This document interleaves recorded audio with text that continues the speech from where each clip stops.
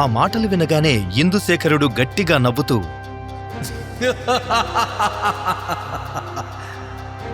మా అన్నయ్య చివరి క్షణాల్లో నీకు చెప్పాలనుకున్న ఆ ముఖ్యమైన విషయం ఏమిటో తెలుసా?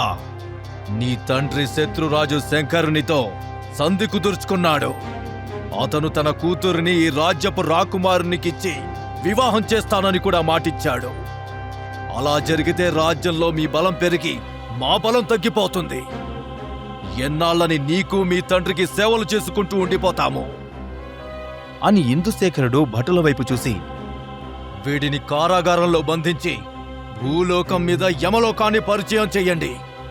మీరు చేసే చిత్రహింసలకి వీడు బ్రతకటం కంటే చావే మేలనుకోవాలి అని ఆజ్ఞాపించాడు. వెంటనే సైనికులు విశ్వజిత్ని బలిష్టమైన ఇనుప సంకెళ్లతో బంధించారు. నిజం తెలుసుకున్న తర్వాత విశ్వజిత్ తన కోపాన్ని నిగ్రహించుకోలేకపోయాడు. తన చేతికున్న సంకెళ్లతో పోరాడుతూ భటుల చెర నుండి విడిపించుకోవాలని ప్రయత్నించాడు. ఇది చూసి ఇందుశేఖరుడు చిన్నగా నవ్వి,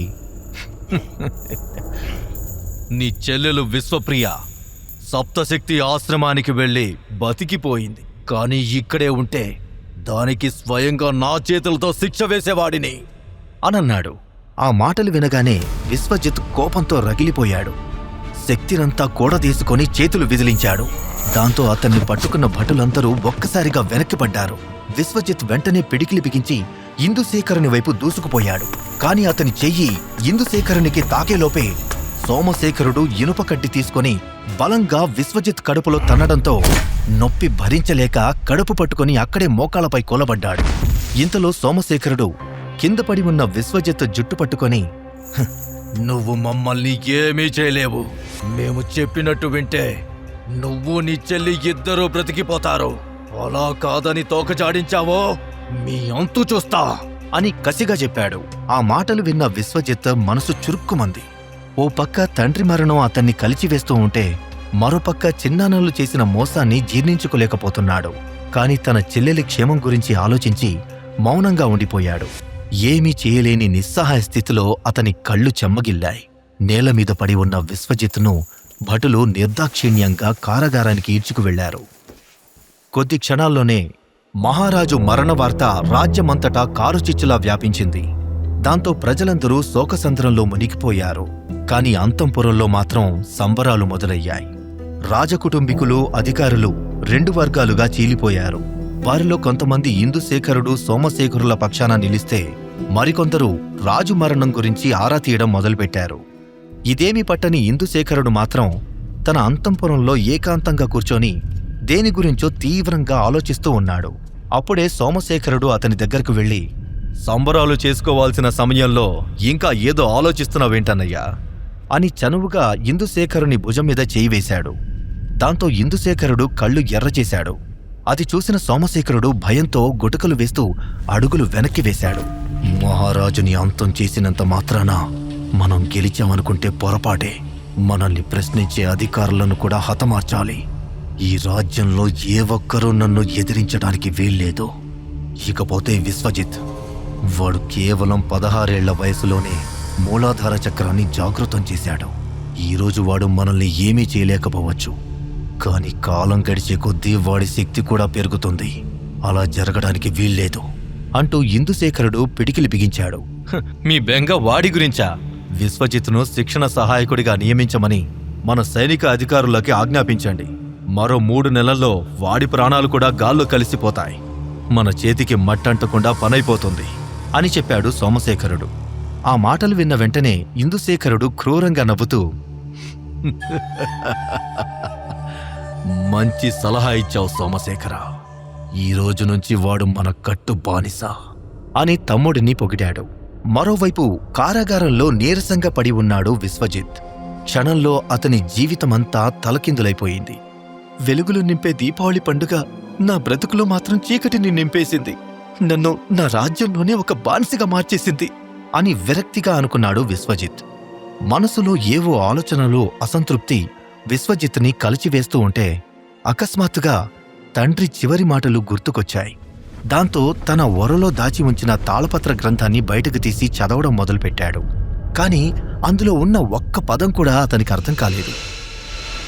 కాలచక్రం గిర్రున తిరిగింది. చూస్తుండగానే 3 సంవత్సరాలు గడిచిపోయాయి. ఇప్పుడు విశ్వజిత్ వయసు 19 సంవత్సరాలు.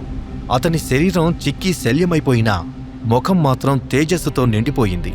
గడిచిన కాలమంతా తనని వంచిన విధిని నిందించడం తప్ప మరేమీ చేయలేకపోయాడు. ప్రస్తుతం ధర్మపురి రాజ్యంలోనే ఇందుశేఖరుని ఆజ్ఞ మేరకు ఒక శిక్షణ సహాయకుడిగా, ఒక బానిసగా కాలం గడుపుతున్నాడు విశ్వజిత్. ధర్మపురి సామ్రాజ్యంలో మరణశిక్ష లేదా జీవిత ఖైదు వంటి శిక్షలు అనుభవిస్తున్న వాళ్లను శిక్షణ సహాయకులుగా ఉపయోగిస్తారు. ఆ రాజ్యంలో సైనిక శిక్షణ పొందుతూ ఉన్న ప్రతి ఒక్క యువకుడు తమ శక్తి సామర్థ్యాలను పరీక్షించుకోవడానికి, తాము నేర్చుకున్న విద్యలు ప్రదర్శించడానికి శిక్షణ సహాయకులను ఉపయోగిస్తూ ఉంటారు. ఒక రకంగా చెప్పాలంటే వాళ్ళని మనుషుల్లా కాక తమ చేతిలో దెబ్బలు తినే బొమ్మల్లా చూస్తారు. ఇక ఎవరైతే శిక్షణ సహాయకులుగా ఉంటారో వారు తిరిగి దాడి చేయడానికి అనుమతుండదు. దీని కారణంగా ఎంతోమంది ఖైదీలు శిక్షణా స్థలంలోనే తమ ప్రాణాలను కోల్పోయారు. మరికొందరు అంగవైకల్యానికి గురయ్యారు. కాని విశ్వజిత్ సాధారణ ఖైదీ కాదు. అతను ధర్మపురి రాజ్యానికి పూర్వ యువరాజు. అందుకే ఎందరో శక్తివంతుల చేతిలో దెబ్బలు తిన్నా తన శరీరంలో ఉన్న సప్తచక్రాలని కాపాడుకుంటూ ప్రాణాలతో ఉన్నాడు. కాకపోతే గత 3 ఏళ్లుగా ఒక బానిసగా ఎన్నో అవమానాలను ఎదుర్కొన్నాడు. ఒకప్పుడు అతన్ని పొగిడిన ప్రజలందరూ ఇప్పుడు చులకనగా చూడడం మొదలుపెట్టారు. పగలంతా సాధకుల చేతుల్లో దెబ్బలు తిని రాత్రివేళ దీపపు మసక వెలుతురులో తన తండ్రి ఇచ్చిన తాళపత్ర గ్రంథాన్ని చదవడం మొదలుపెట్టాడు. గత 3 సంవత్సరాలుగా ఇదే విశ్వజిత్ దినచర్య. జనార్దన మహర్షి ఇచ్చిన గ్రంథాన్ని ఇప్పటికీ 100 సార్లు చదివాను. ఇందులోని సూత్రాలన్నీ బానే ఉన్నాయి. కానీ నన్ను శక్తివంతుడిగా మలచగలిగిన ఆ రహస్య సూత్రాలేమిటో అర్థం కావట్లేదు. అసలు అలాంటి సూత్రాలు నిజంగానే ఇందులో ఉన్నాయా అని మనసులో అనుకుంటూ మరోసారి ఆ గ్రంథం మొత్తాన్ని తిరిగేశాడు విశ్వజిత్. ఎన్నో రోజులుగా కారాగారం నుండి తప్పించుకునే దారి కోసం ప్రయత్నించి విఫలమవుతూనే ఉన్నాడు. తనకున్న సమస్యలన్నింటికీ పరిష్కారం తండ్రి ఇచ్చిన తాళపత్ర గ్రంథంలో దాగి ఉందని విశ్వజిత్ బలంగా నమ్మాడు. అందుకే దానిని భద్రంగా దాచుకుని ప్రతిరోజు దానినే చదువుతున్నాడు. ఎన్నిసార్లు చదివినా సరే అతని ప్రశ్నలకు ఎటువంటి సమాధానం దొరకలేదు. దాంతో ఆ గ్రంథాన్ని పక్కన పెట్టేస్తూ, మానవత్వమే పరమధర్మం అని నమ్మిన నా తండ్రి అమాయకుడు. ఆయన అంత ఉదారంగా ఉన్నాడు కాబట్టి చిన్ననలు కుట్ర పన్ని ఆయన్ని హతమార్చడమే కాకుండా తనని ఒక దేశద్రోహిగా చిత్రీకరించారు. కానీ ఈ క్షణం మరోసారి శపథం చేస్తున్నా, నా తండ్రి మరణానికి కారణమైన ఏ ఒక్కరిని నేను విడిచిపెట్టను. నేను వేయబోయే శిక్షని వారు కలలో కూడా ఊహించి ఉండరు. మరణదండన విధించమని నన్ను ప్రాధేయపడేలా చేస్తాను అని అక్కడ ఉన్న దీపపు అగ్నిపై ప్రమాణం చేశాడు విశ్వజిత్. గత 3 ఏళ్లుగా అతను ప్రతిరోజూ ఇలా ప్రమాణం చేస్తూనే ఉన్నాడు. కానీ ఆ కారాగారం నుండి బయటపడే దారి మాత్రం కనుక్కోలేకపోయాడు. ఆ రోజు రాత్రి అతను నిద్రలోకి జారుకున్న వెంటనే వెలుగుతూ ఉన్న దీపం నుండి నిప్పురవ్వలు ఎగసిపడ్డాయి. అవి తాళపత్ర గ్రంథాన్ని తాకిన వెంటనే అందులో దాగి ఉన్న రహస్య సూత్రాలు బంగారు వర్ణంలో తళుక్కుమంటూ మెరిశాయి. ఆ వెలుగులో తెల్లని వస్త్రాలు ధరించి ముఖంపై చిరునవ్వుతో జనార్దన మహర్షి ప్రత్యక్షమయ్యాడు. అతను విశ్వజిత్ని చూసి నవ్వుతూ, శతాబ్దాలుగా ఎదురు చూస్తూ ఉన్న నా కోరిక నెరవేరబోతోంది అని చిన్నగా అన్నాడు.